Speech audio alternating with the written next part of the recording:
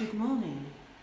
So here we are, Wednesday morning, about to ladle some more cheese, some more curd, a little bit.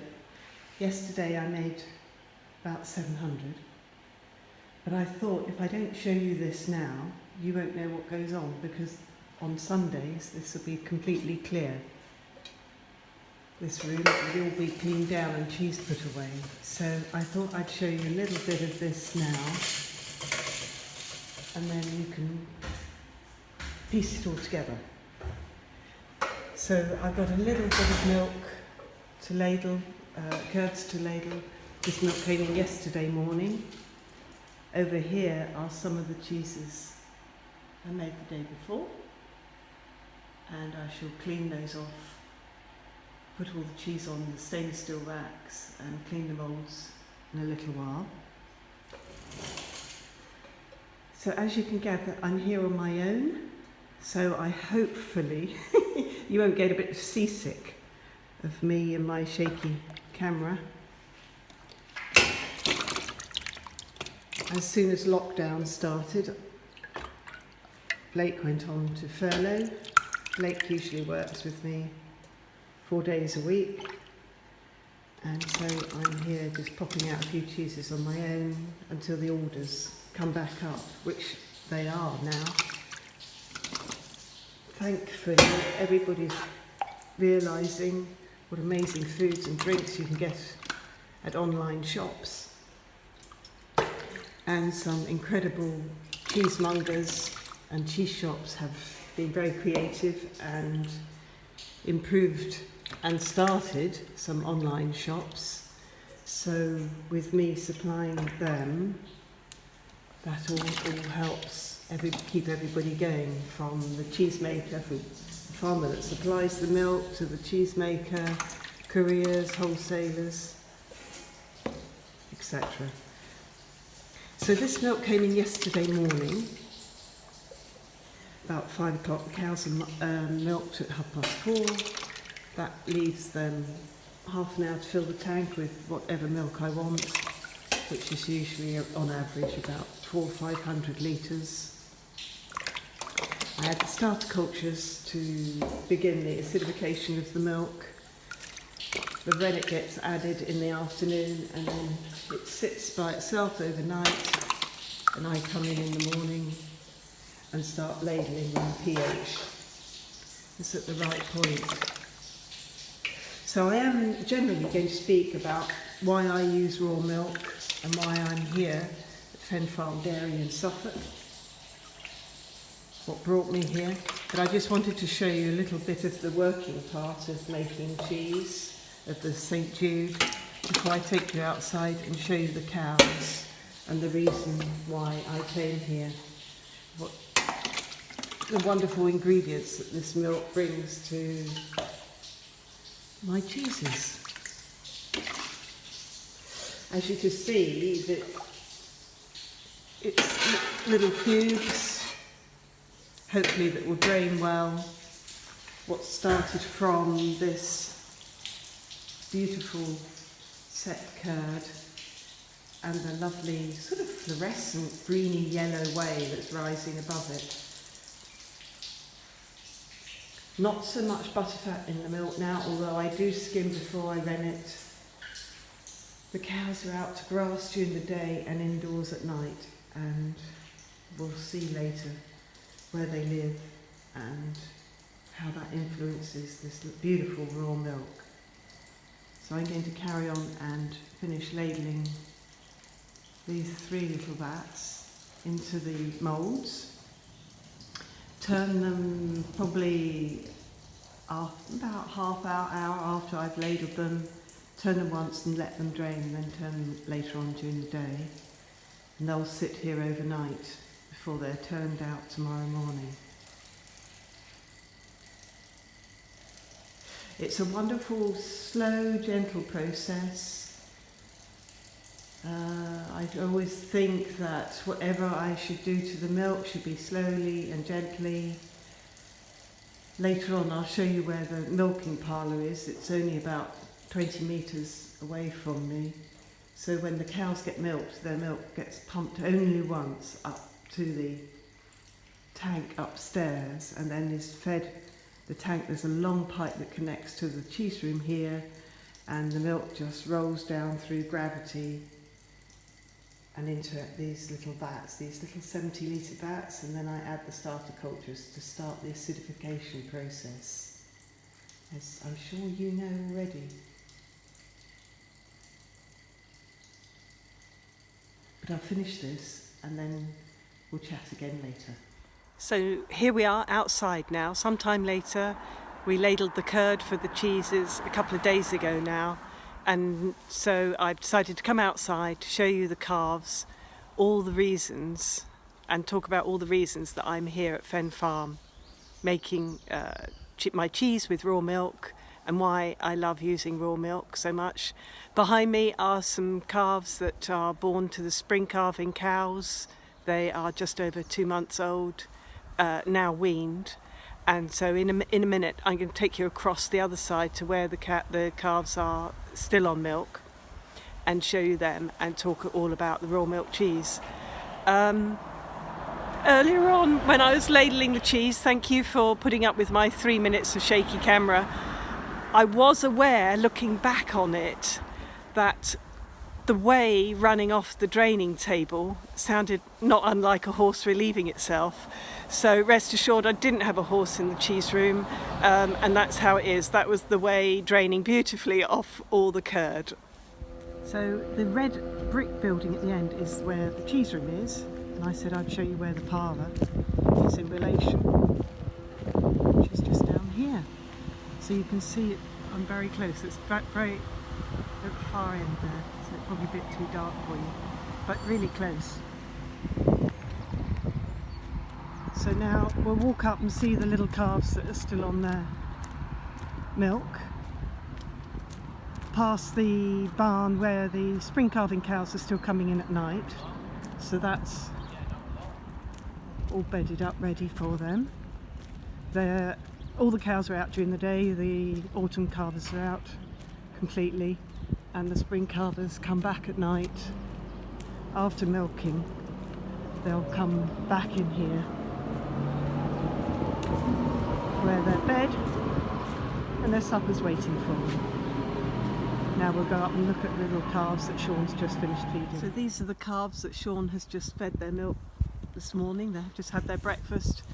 They are spring calves born February, March, and you can see there's a little bit of a mixture going on here, mainly Montbéliard crosses, but there's some Angus's and Hereford, and some got a little bit of Jersey in them. So look at this bunch here, they're such a scream, real speckly lot. So they've had their milk and now they're popping their heads inside the trough to get some of their little calf pencils, the little concentrated pellets. So these are in batches of 6 in their little kennels or hutches, and once they're weaned they go in all together.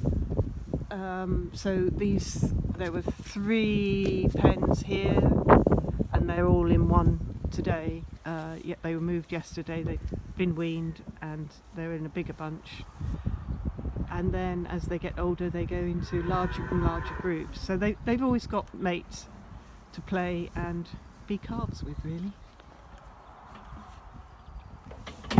The males will go on out into the fen fields for the summer. They're extensively reared for their meat. They'll be out there for a couple of years, and the females will follow their mums through growing up and hopefully calve down at about 2 years old and join the milking parlour. Now, I wonder if that is out of a brown Swiss. Looks that colour, doesn't she? You're so beautiful, but got quite a Jersey head on it.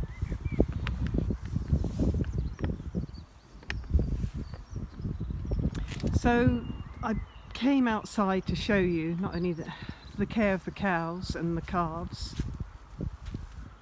You can see the cows. The cows, sorry, without making you feel seasick, the cows are out on the hill through the cow hotel up on the hill this morning. This is all raw milk.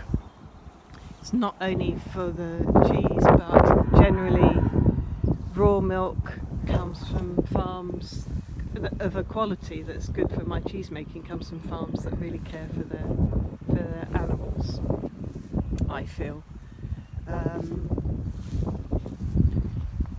It's really important to me to buy from someone who looks after their animals,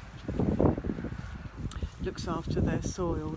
It's a whole story, isn't it? I always say my cheese starts with the grass and what those animals eat, really. The cows here eat, what they eat is 95% is grown on this farm.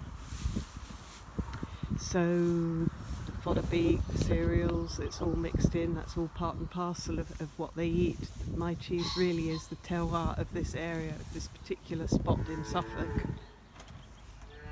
But hopefully the flavours expressed in the cheese have come from really carefully reared and produced milk, because it all starts so early on, from the grass to the feed to the calves, coming from well cared for, happy, contented animals. It gives great milk.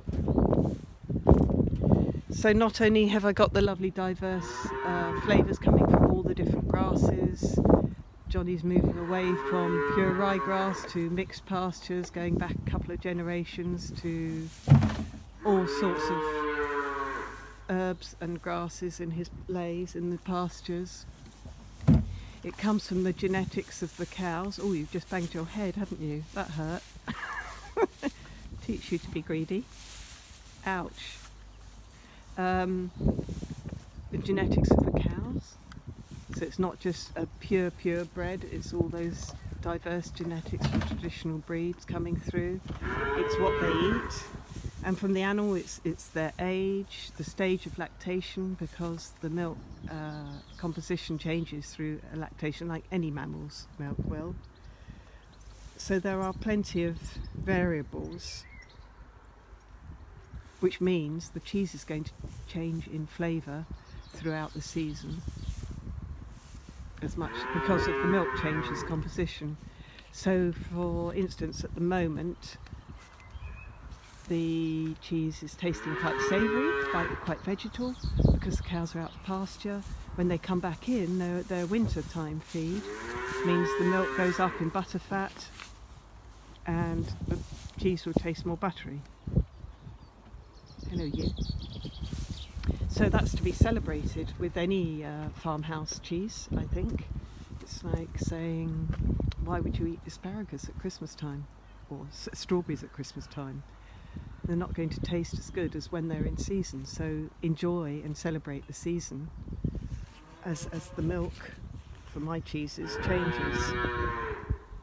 So with the raw milk, I want all these wonderful things that are happening at Fen Farm to come through to the cheese, all the flavours, and also the texture according to the composition. That also is somewhat led. Sorry for the noisy calf. The raw milk. I add enough cultures to the milk to make the cheese safe. Safety is paramount, as with any food production. And then after that, I want this milk from these lovely animals to sing, to come through in the cheese. So we have enough cultures, which also bring their own flavours, just enough to make it safe, and then the rest of the Montbéliard milk is going to flavour the cheese. That's going to be more dominant than the cultures. I don't want it to be smothered by the flavours of the cultures. So I feel obviously if I pasteurise that milk, I'd be starting from a blank canvas. The flavour would have to come predominantly from the cultures that I add. That's not what I want. I want the flavours to come from this farm and reflect how the animals are kept. So it's going to, the milk is going to bring flavours from the geology as well of this farm, of how the grasses taste, as well as what the cows are eating from other areas of the farm. So I think that's my raison d'être, to be here and reflect this milk here, or whichever farm I'm taking milk from.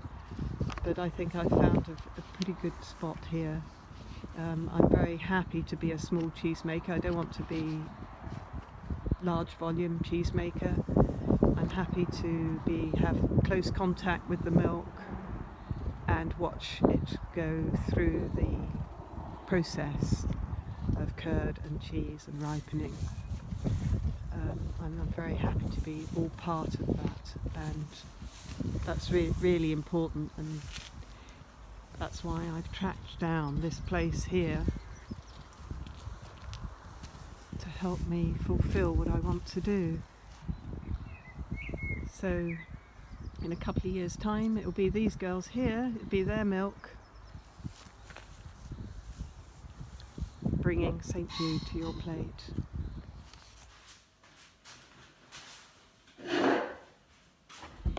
Thank you so much for listening and watching my shaky camera video, a little bit of St Jude cheese and how we make it, and why raw milk is so passionate to me for my recipes.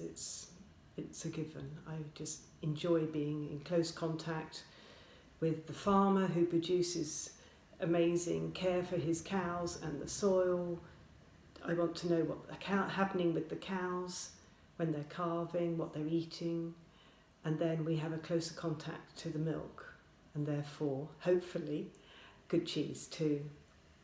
And just before I finish, I've just got St Jude here, which is about 2 weeks old, and I think just have some plain bread or plain crackers that don't smother the cheese, any cheese, when you're trying some, when you're eating.